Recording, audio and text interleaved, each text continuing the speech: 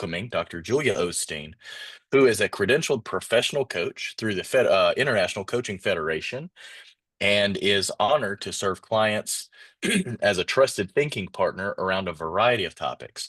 In addition to coaching, her interests include talent, leadership, and organizational development. She has worked with organizations to align their strategic plans to their mission and values.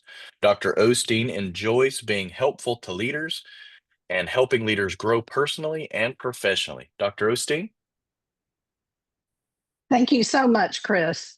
I'm excited to be here with you today and to share a little bit of information regard that is encased in the organizational leadership course that is part of this program. And I'm excited to be part of the faculty for this program. And so as we get started today, I wanted to ask you a question. I'd like for you to respond in the chat to this. From your standpoint, what challenges do leaders work through currently? We know there's a lot going on in society today that could impact organizations, but what are some of the challenges you see? If you'll go ahead and post those in the chat.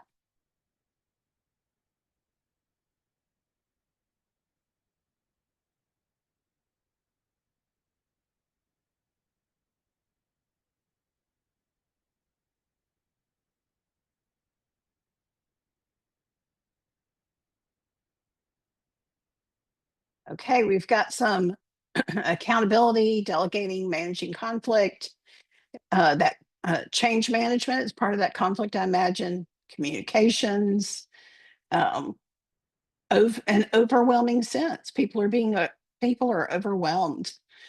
Social inequities, limited contracts, and I see AI in that list.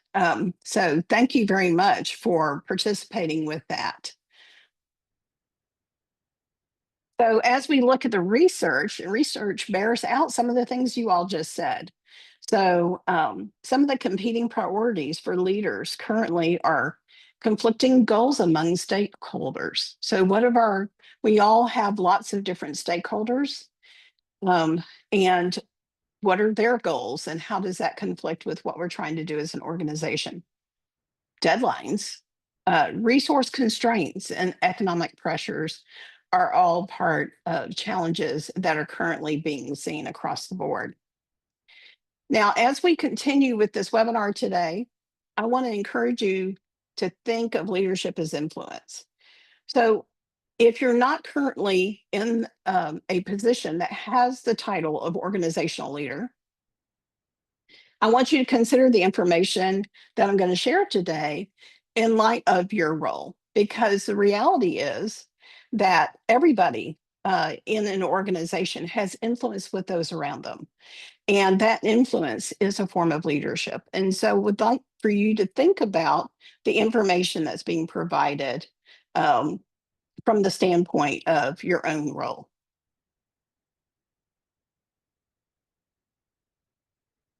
So we are going to talk about 4 C's today: communication, clarity, conviction, and culture. Much like a symphony orchestra, these 4 C's work in concert with one another. So we're going to consider them independently, but the reality is there's a great deal of overlap in each of these elements. So the first one is communication. Effective leaders are by necessity effective communicators. Communication is one of the top challenges that's been noted by executive leaders in Irving's research. And so what are the challenges that are contained within that communication? So technological changes. Somebody mentioned AI. That certainly is top of mind right now. And so artificial intelligence and how that impacts what our organizations are doing.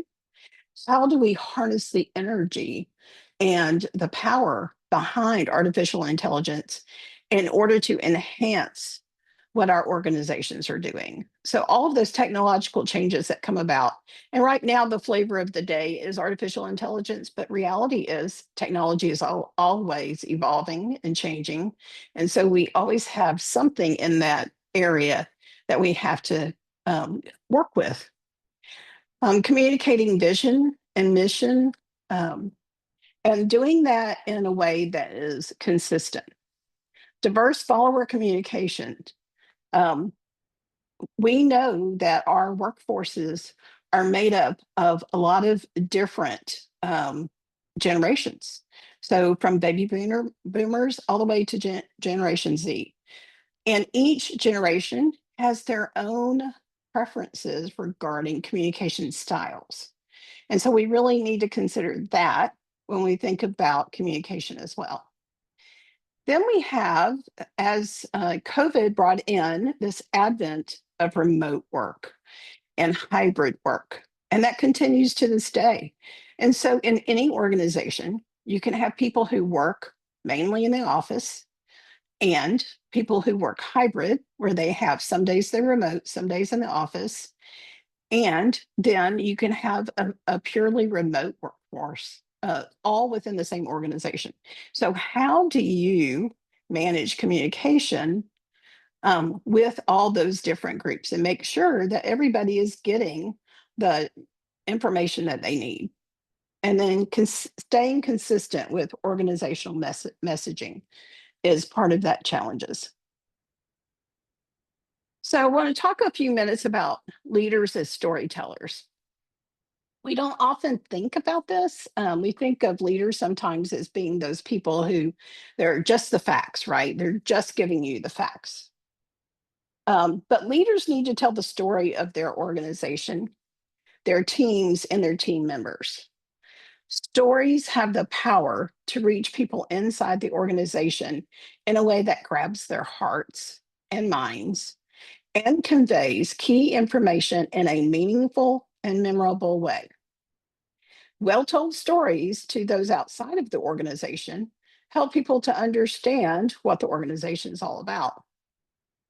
Stories provide a pathway along which the significance of facts and figures become clear and animated for people. There's a symbiotic relationship between data that consists of facts and figures and the lived experiences of the people doing the work. And so we really, as leaders, need to think about in our communication, how can we craft the story of our organizations? So as we think about communication, there are some variables, some things that could either enhance or could detract from the message that we're trying to provide. So the first thing would be competent communicators. So leaders as communicators need to have competence and confidence. This includes both sending and receiving information. Leaders need to attend to filters. What are the perceptions out there that people are holding to that could color the information we're trying to provide? We all think of ourselves as clear communicators, but how is it really being received on the other end? And we need to take some time to think about that. Clarity of the message being communicated is a variable. Diverse channels of communication. Again, we've got in our workforce today multiple generations that are represented, excuse me, and each generation has a different preference regarding the channels of communication. So, how are we taking advantage of those diverse channels in a meaningful way? And then understanding of present and potential noise or interference. What are those things out there that could really make a difference in whether or not our messages are being received?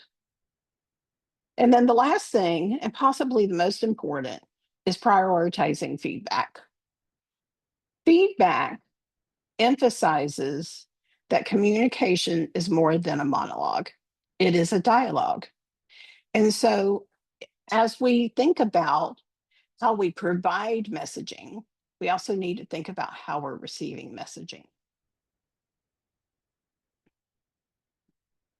Clarity is the second area.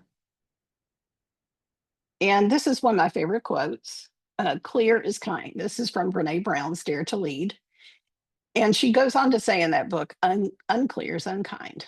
And so as we think about clarity, how can we do the hard things needed in our organizations in a human way? How can we have that compassion and kindness still? There's a great book out there that I'll have on the references list that is titled The Compassionate Leader. And so it's really talking about leadership in organizations, but doing so in a way that elevates humanity.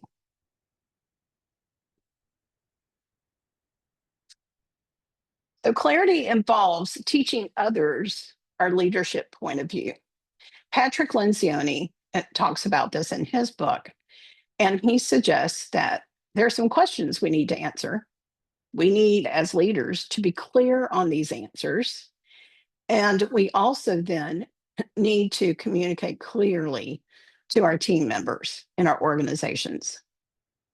Why do we exist? How do we behave? What do we do? These are pretty basic questions, one would say. But if we really stop and think about them, they can be difficult to answer and difficult to be clear on. And so we really want to make sure that we're clear so that our team members can see and understand where we're coming from whenever they receive communications from us. They can also be clear on what the expectations are for them, as well as what they expect from their leader. Both are important.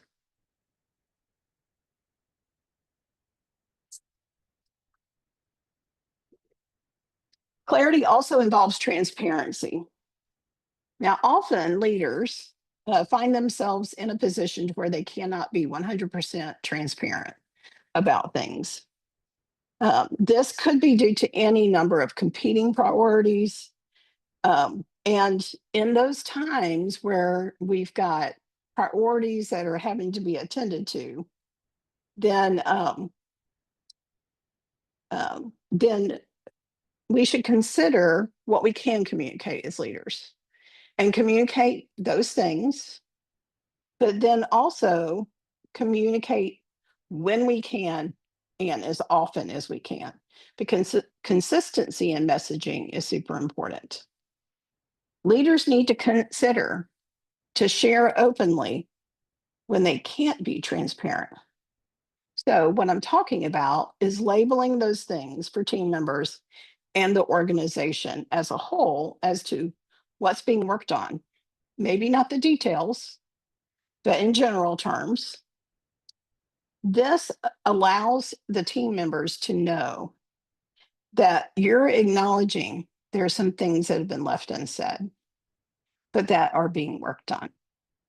And just knowing that much a lot of times will help people out. In the absence of information, people make stuff up.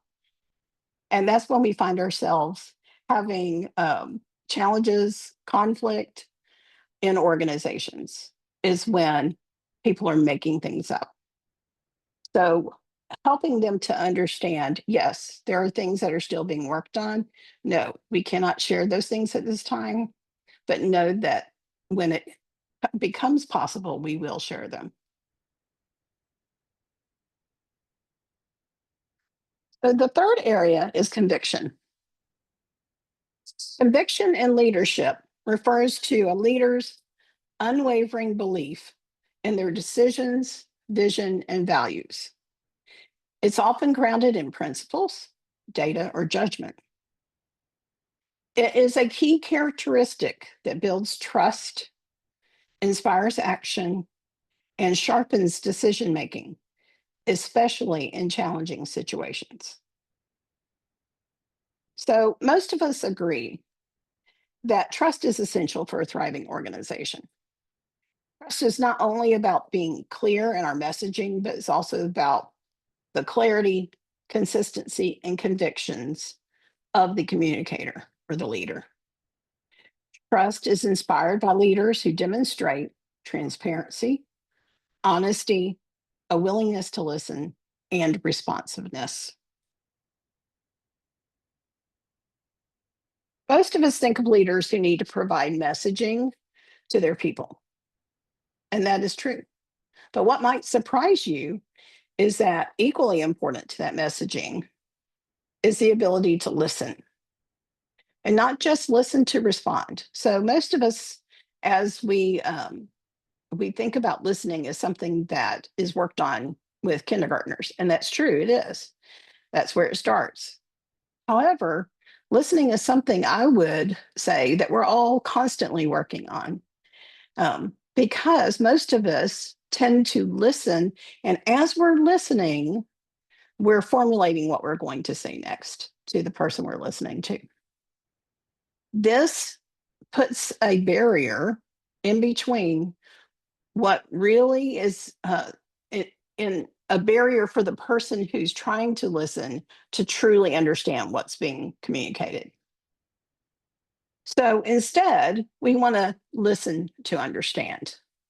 Now, this requires us to put some of our preconceived notions to the side in the moment that we are trying to take in and truly listen to what's being shared.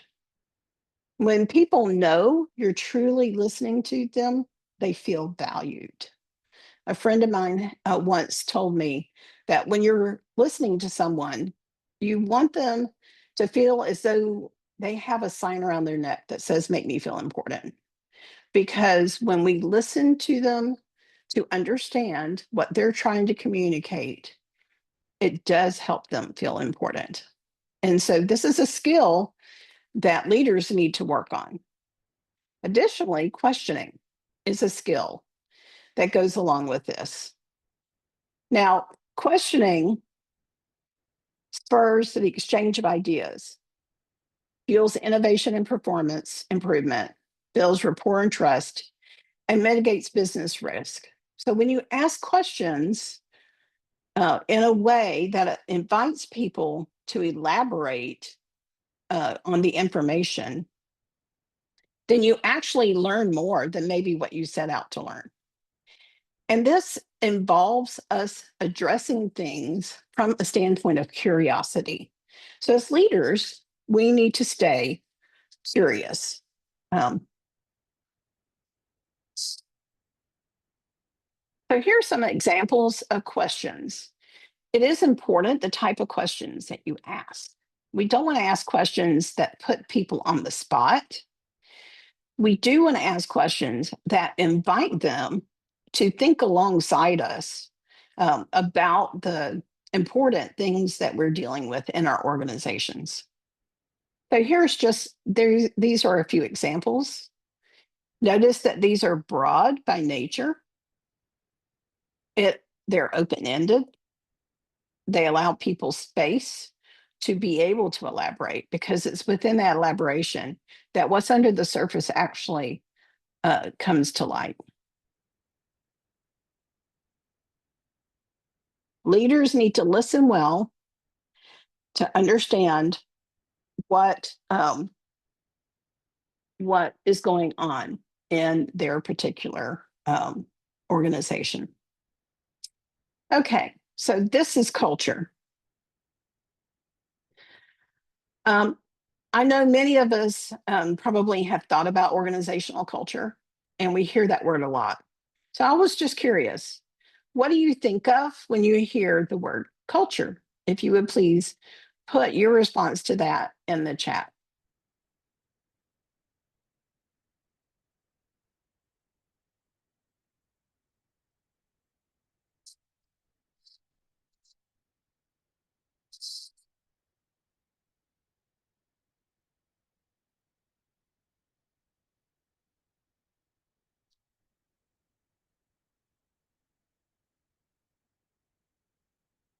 Okay, internal dynamics within a group, inward and outward. Let me go back. And we're in outward interactions, perceptions, set of behaviors, internal atmosphere. Culture eats strategy for breakfast. Okay, yeah, great quote there.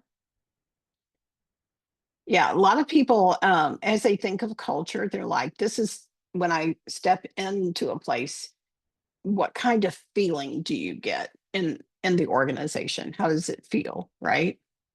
And often little things um, are the things that people will point to when they talk about culture in an organization. So culture is not only about top organizational priorities such as mission, but also about setting the tone and for how work will be done and what values will guide the work. And you all have echoed that in your responses in the chat. Culture is always present, whether it's intentionally worked on or not, whether we recognize what it is or not. There's a culture. Um, so Goffey and Jones tell us that the ideal company has clear rules that make sense to those who follow them. This necessitates an alignment between mission, values, and the vision for how work is done and how the work empowers the organization's stakeholders. So, culture is a combination of visible and unnoticed dimensions.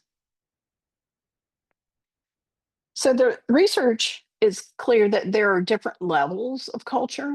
One is which is artifacts. Those are simply the tangible things that you can point to. We can see, we can touch to know what the culture is. Espoused values. What are the values that are being communicated in the organization? Well, I see we have another response in our chat. Culture means, for me, if an organization reflects authentically on green transformation, sustainability, internalization, personal and organizational development, ethics, absolutely. All of those pieces come together. And the culture is the big umbrella that all of those fit under as well. Another level of culture after espoused values are underlying assumptions. And these are often the things that are left unsaid. And as a leader, we need to understand what those underlying assumptions are. And we need to be good listeners in order to find out about those assumptions and know what they are of our team members.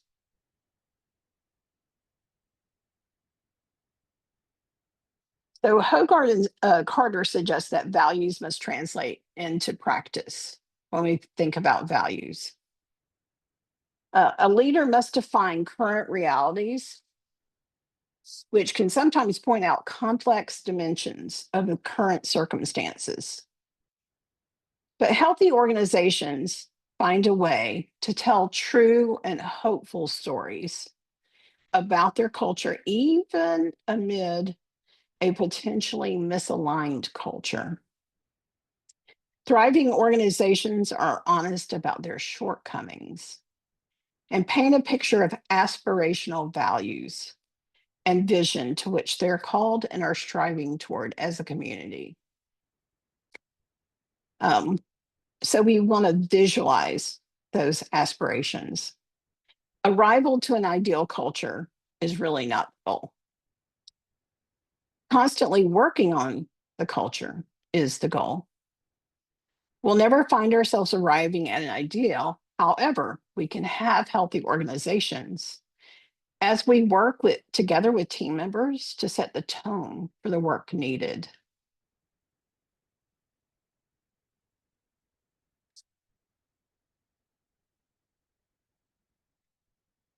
So, as a leader, we want to have an awareness of what operational culture is. What is the reality? of what is happening, was the reality of the culture. And then we want to define aspirational culture. What's the target that we want to work toward? And as we define that aspirational culture, we need to communicate effectively and in lots of different channels um, to help our team members understand and all stakeholders understand what we are working toward. And then we want to master change leadership practices. And some of those practices are articulation of aspirations, leadership alignment. As a leader, reflecting on, is what I'm doing aligned with what is being communicated? We all know that our words will communicate, is messaging, but our actions actually speak louder than our words. So, how are our actions communicating those aspirations as well? Organizational conversation. Where are the invitations for team members to be in conversation with one another regarding the work toward the aspirations? And then organizational design, taking a look at our overall structures and determining, are those structures supporting that aspirational culture that we are working toward?